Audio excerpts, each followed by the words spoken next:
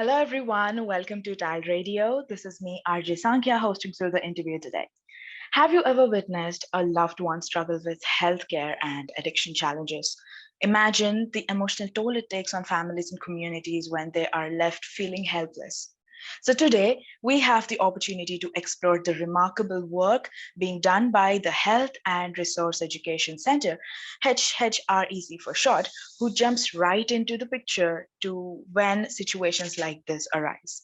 So, HHREC is a nonprofit organization committed to creating healthy communities by improving the overall health and quality of life of Bay Area residents by reducing the use of alcohol, tobacco, and other drugs and eliminating racism and all kinds of violence.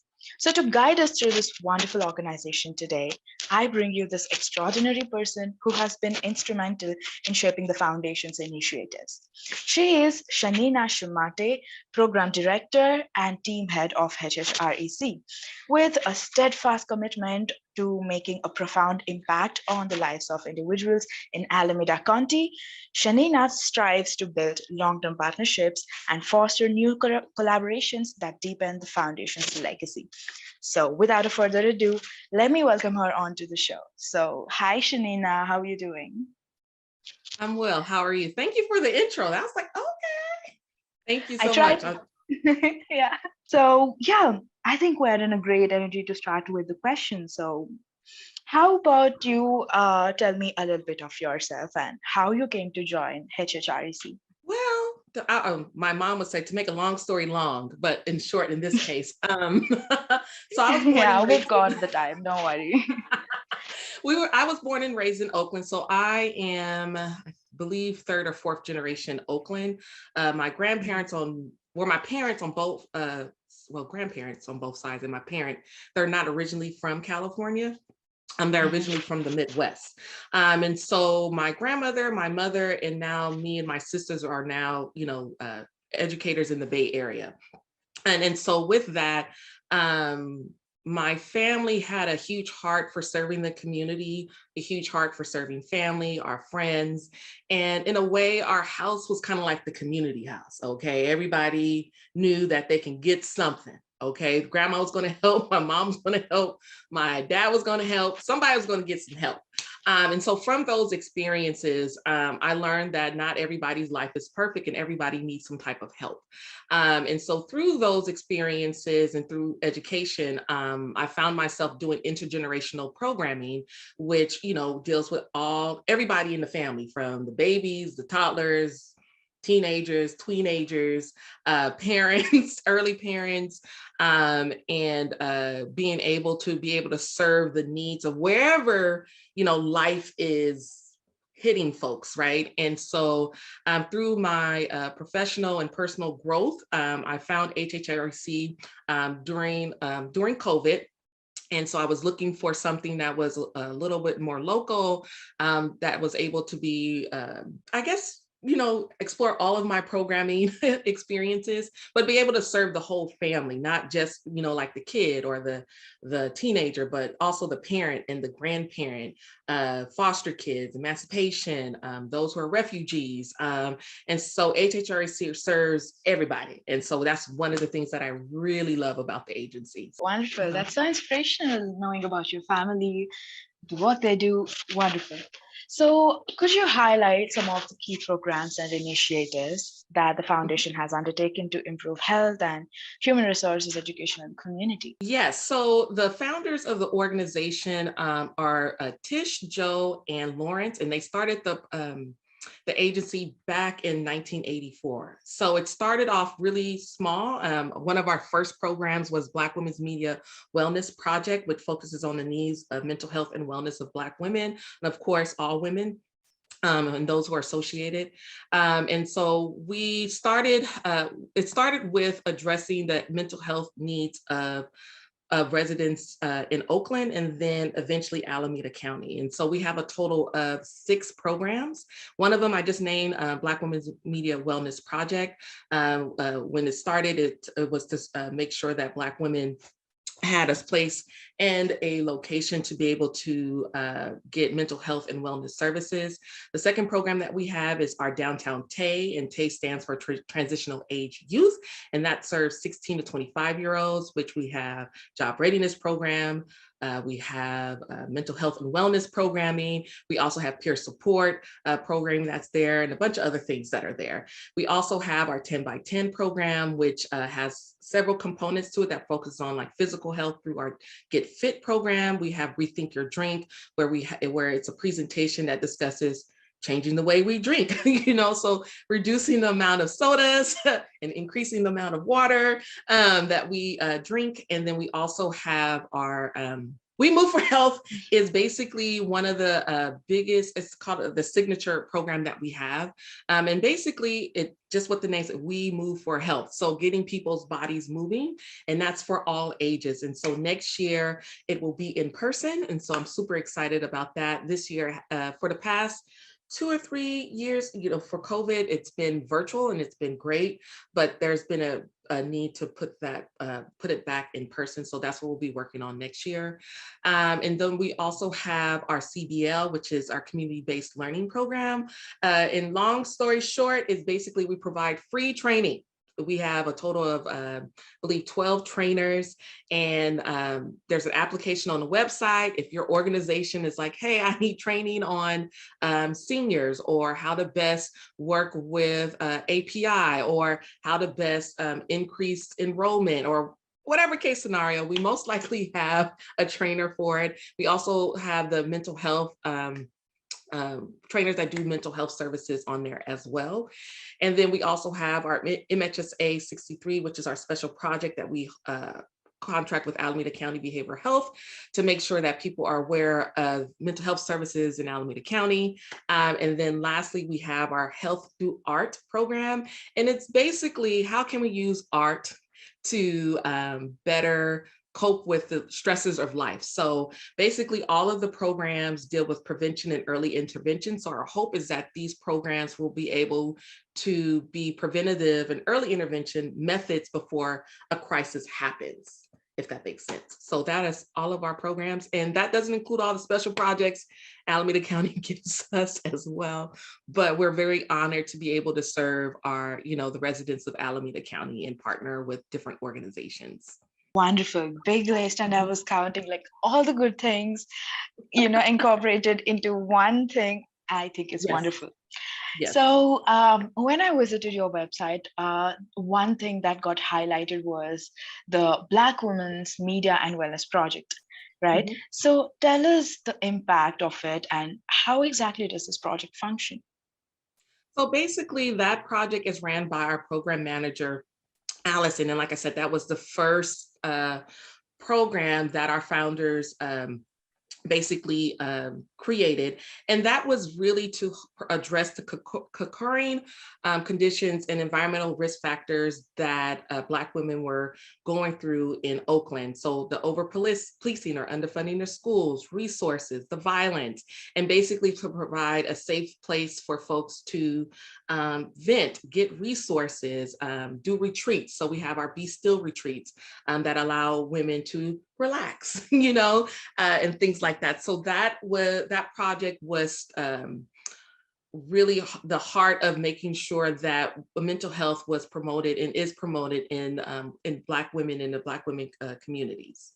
Wonderful. So my next question would be about if you can shed some light on any collaborations or partnerships the foundation has formed with local government bodies or healthcare providers. Yeah, we have a total of 6 fiscal, FISCAL, fiscal. So like with Alameda County Behavioral Health, that has nothing, well, I don't want to say nothing to do with our programming that I just mentioned, but basically how we partner and collaborate with and are a physical agent for those partners. So for example, we have the workforce education, it's called WET. Sorry, I wish I would know the acronym, but I want to say Workforce Education Training. And that is a partnership with Ohlone College. And Ohlone College has this tremendous network where there are healthcare navigators who are on different campuses to promote health and wellness on campus. And with that, what we do is we partner with them to make sure that they have resources, any ideas to help spend the money down, and how they can best partner with the community to promote mental health and wellness in, on campus, but also in the communities that the students are associated with, right? And so those are one of contracts of 5. I think it's a total of 6 contracts that we have that we partner with. And also each program partners with different CBOs or schools or colleges. So for example, our Downtown Tay program is partners with Oakland Promise and also with Dewey Academy, which is a transitional school for students who may not have all their credits to graduate on time. And so we provide programming for them as well. We also have partnered with BH Brilliant Minds that the CEO and executive director is Barbara Howard. And basically what she does is a series of different events. One is coming up Juneteenth, which is June 24th, which will be at the West Oakland Youth Center, where we partner with her to be able to put that event on. So there's several. I'm just going to name a few. Stop it there, but we want to make sure that we partner with organizations, nonprofit schools that are impacting the participants that we are serving. Great. So, what are some of the major challenges that this organization faces while trying to achieve its goals?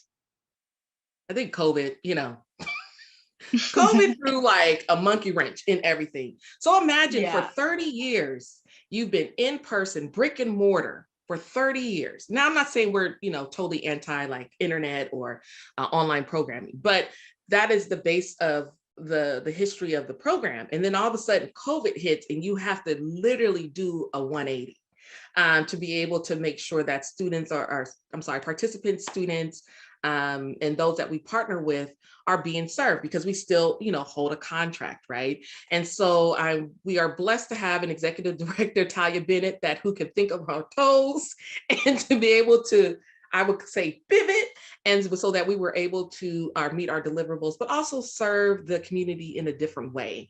And it did open our eyes of how we can diversify programming in a hybrid setting. I think that's one major thing. Also, depending on the program, each program has its own challenges, for example.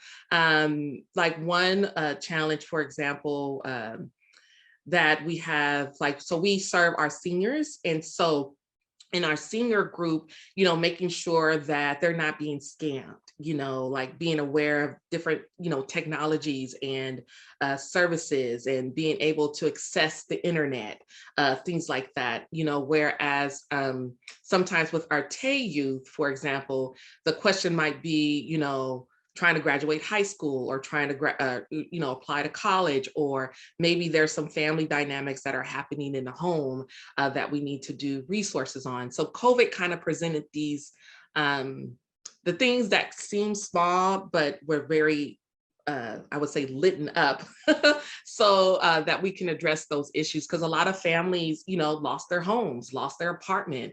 And a lot of them were living, in one apartment with 2 bedrooms with 15 people and 1 bathroom, and so to be able to help and provide some support and resources for them to be able to, also, find housing, to be able to, those students to finish school. Unfortunately, during COVID, because that was really tough, because a lot of, like, for example, students who were in college, some of them had to drop out because, maybe they were parents and they had to help their kid transition, because their kid is, going to school online, and they became the teacher, so just being able to be present with our participants and our organizations as we pivot together and support each other in the transition during COVID. But it did speak to our strength in like communication, teamwork, not giving up, and still being able to serve our participants in a different way. It's wonderful how you swim through it, and it's such a beautiful story. So, I would like to know, how does this foundation involve volunteers and community members in its initiatives, and what role do they play in driving the change? Well, I think part of the roots of this program is community, right? Yeah. And there's different ways we get community voice. So one of the each program is different. So I'm just going to do two programs in the sake of time. Yeah. So Sure. one of the programs, which is MHSA program, which I mentioned, they have to do a series of listening sessions from different communities. So veterans, TAY, seniors, LGBTQ, like there's series of, I think they did a total of 17 listening sessions, along with like 5 listening sessions and then community session groups. And part of that is getting information for the MHSA report, which is a big report if people want to look at it. It's a lot of pages, but basically it's holding the county accountable to make sure that we are listening to the needs of the community, and that is basically being public record. And so we hold the responsibility in sharing that with the county to make sure that we are listening to the community, and then how is that being reflected in the report. And so they just completed the 30-day comment 30-day comment where folks in the community reviews the report, and they give their public comment regarding the report. The other thing, that's a larger scale. Smaller scale, for example, some of the programs have a CAB, which stands for Community Advisory Board. And those are folks in the community that are interested in serving and providing feedback for that program. So for example, Black Women's Media has a CAB, Wiser has a CAB, the TAY has a CAB, and then HTA has a CAB. So these folks are in the CAB who are from the community, where they have vested interest in that program due to maybe they know someone that is reflected in the program, or they're in that community themselves, to ensure that we are getting community impact, of course, and input regarding programs and how we do it. So that is 2. Just, Thank you. That's great. yeah. So, I know there are sure a lot of success stories, but give us one success story that is very close to your heart, that has made a very lasting impact. I'll tell you one that's in transition. So when we work with our TAY, right? Our TAY Yeah. youth, transitional age youth, it's literally from 15 to 25. Okay. We get to know the Mm. kid for a very long time. And so Yeah. it is really great to see growth over time. And I really like that. So I can write really good letter of recommendations. Those are my favorite ones to write. Mm. And one of the kids had to learn that education is important. And sometimes you have to coach kids through the process. A lot of times, I know as adults, like, go to school, okay, go to college, get a degree. And some people are like, well, what if that, some kids rebuttal, and I get it. And so one of the things that we do is we actually coach kids through the process of having them self-identify why is school or why is education important. And so through that, we explore with them. We give them tools to explore, give them people to talk to so that they can make a sound decision for themselves. And so through that process, one of the youth decided to take one college class. I said, I'm good. I was like, one step at a time. I'm good. And so through that one class, he then realized that I just don't want to do this particular job all the rest of my life. I said, do you know that we have a world? Okay, it's international. So you don't even have to stay in California, let alone Oakland. You can go to Germany and do that job. You can go to Japan and do that job. And he was like, I never thought about that. I said, you need to consider. Okay. And so with that, to be able to coach kids through so that they can explore and learn and access and understand that education has its place is very impactful. So it's a slow, gradual thing, but I think part of that is it's sustainable because it's a decision that they're making. I also let Tay know that, services for Tay, especially for, it's till 25. So I'm always marketing education. Okay. Can't force somebody to go, but it's really important and valuable that they utilize the services, and at least even if it's just one class, so they know, what education offers. So that's my one. The Wonderful. aha moment. Absolutely, absolutely. So I can already see through your energy how much you enjoy working here. So tell us, how fulfilling is this work for you? It's one of the things I really love is having people find the hero in them. Yeah. Like, you have to find the hero. Like, there's no Prince Charming that's going to come. I would love that. Lord knows I would love somebody to come and like push the button and solve all my problems. Okay. But one thing my mentor told me is like, we're all born with our adult teeth. We just got to wait and like fill it Yes. out and coach it through, right? And so one of the things about programming that's important, and not just the agency I work for, but any agency, programming is a part of people's lives, and sometimes the only thing that is positive in their lives, right? And so, for example, I used to work with foster youth, and sometimes community programs is it. There's no family. There's none. The only people they know are social workers or those community programs that raised them, right? And so with that, community programs have an impact on people's life. And I don't take that lightly, because of the fact that we do live in a world that's a little cray cray. And so if we could be that one thing that's happy and glad, and also to be able to have integrity and to be able to help or coach people through problems, to give resources and solutions. That's, what I really enjoy is doing life with people. And although it's not our programs have a particular goal and mission, the joy is that it's fulfilling a need that our community needs. So that's my joy. Inspiring, inspiring. Mhm. Inspiring. Wonderful. So, for the final question, tell us, how can a potential donor approach you, and tell us if there are any other different ways that one can support the organization. Yes. So we on our website, there's a way you can donate right on the website. We are always looking for donations. Amen. Also, each program may have certain needs. So I would always encourage folk, if you're interested in being a part of one of the programs CAB, or interested in partnering with one of the programs, their contact information is on the website. My information's on the website. The executive director's information's on the website. So we do look forward to partnering and collaborating or sharing information with the community. So that is a huge way to support our agency. You can contact us directly from the website. There's a way you can give actually on the website as well. Great. Perfect. So that's a wrap. Wow, it's been a wonderful interview. Trust me, your energy is so beautiful. It's radiating, and I'm really glad to be knowing about an organization which works for such large purpose. And I really appreciate the good work you're doing. Thank you. Thank you. Thank you for having us. I greatly appreciate the opportunity to interview with you guys. Greatly appreciate it.